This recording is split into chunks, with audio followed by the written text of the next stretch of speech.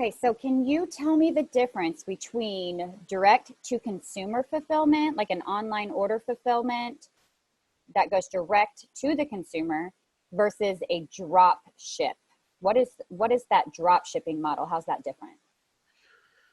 So as we've talked about in the PowerPoint, that direct-to-consumer fulfillment, simply put, is just getting the hands and your good in the hands of your consumer in the simplest possible method with the lowest possible amount of steps. Essentially, your consumer orders the product through your online retail or vendor channel. The order is fulfilled as if it's your own warehouse and sent directly to the consumer's home. You pay the shipping through some sort of negotiated rate and method based on the shipping channel, and your customer has its good.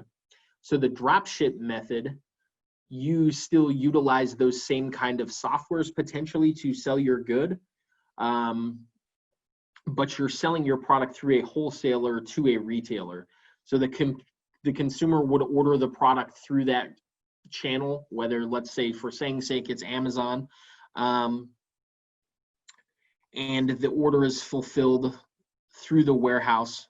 The retailer pays the shipping, and then the product is sent directly to the customer, and you get a consolidated monthly invoice with your charges, not only for the product, but for the shipment of the product as well.